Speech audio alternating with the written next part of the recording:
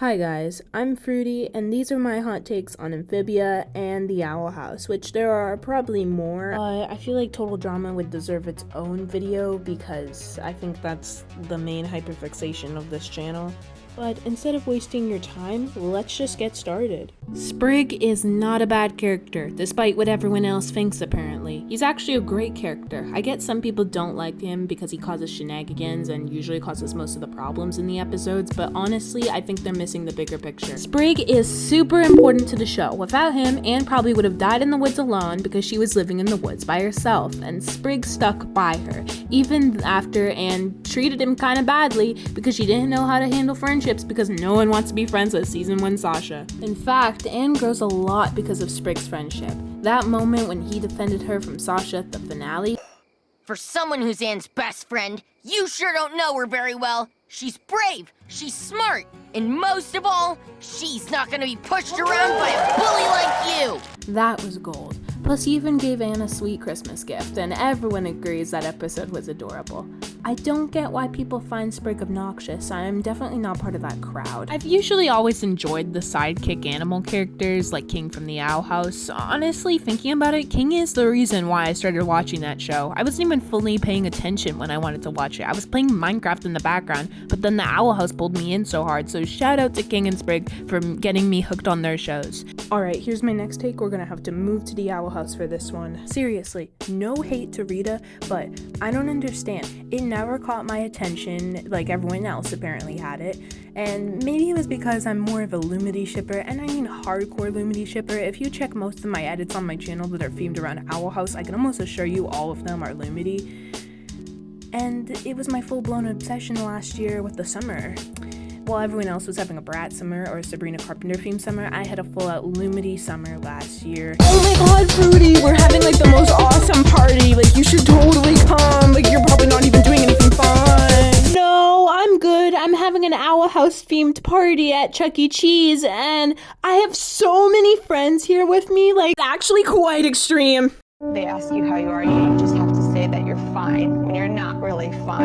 And I still didn't know what Pinterest was, so you can take my opinion with a grain of salt. I joined the fandom super late, but you want to know? That's not focused on what we're talking about. We're talking about Rita. That's what we're focused on. And honestly, I think it's a good ship. Their episodes are solid. From what I could remember from when I was paying attention, they're really well written, high quality, but I just never cared. I don't know, like, seriously. Lumity took over my life so much where it just doesn't matter. I can't even really remember any of it. Oh no, it's an advertisement right now! Want to know something I actually can remember at 1 a.m. as I'm recording this? Something I will never forget is getting you to join the Fruity Loopers Discord server. You should join because you can change the color of your own name.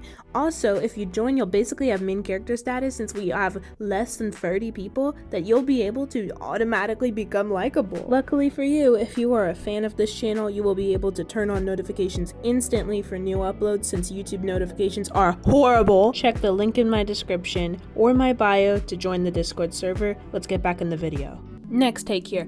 I personally hate whenever people say Amphibia is just a show full of filler and there's only like 5 episodes useful to the plot, because I can assure you the show is not just filler. Yeah, I can agree with you, the Earth episodes are a little bit filler-ish and kind of unnecessary if you think about it, but every single episode has foreshadowing, which makes it important. Also, this show is heavily character-driven. If you decide to just watch the first 10 episodes of Season 1 and then just skip to Season 2, you won't understand really anything going on, and even if you do somewhat understand what's going on with that little information, you won't be as impacted by it because you never had the mystery of wondering who Marcy and Sasha were. The best way how I could describe skipping episodes because you presume them as filler is basically, it's like if you go to a restaurant and then you just refuse to have appetizers, refuse to have the actual food, and then just decide, oh, you know what? I want my desserts already. You can't get your desserts if you don't eat anything else. Sorry, I don't mean to sound like the mom that you'll meet at McDonald's who has to deal with her 5-year-old child who wants the Happy Meal and nothing else and won't actually eat the food because she got apple slices instead of fries. But seriously, how are you supposed to enjoy your fries when you don't have the apple slices, which is basically just the actual foreshadowing that you can put on when you're actually watching it, and then you'll have realization moments. True Colors is so impactful because you get to know characters like Marcy and basically everyone. Look, I don't think Amphibia has the best pacing out of the big three: Gravity Falls, Amphibia, and the Owl House.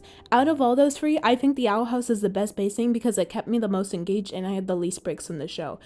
I say as I had an 8-month break from Amphibia. Now is a good time to remind you that opinions are something we should all have and we should all be respectful about. And I'm saying this because my opinion might get me canceled. So I completely expect you to disagree with what I'm about to say since it is actually a really, really hot take. But you know what? Let's say it and hope the internet doesn't find out about this video. Hunter is overrated and I refuse to say otherwise. Your cloak's on fire.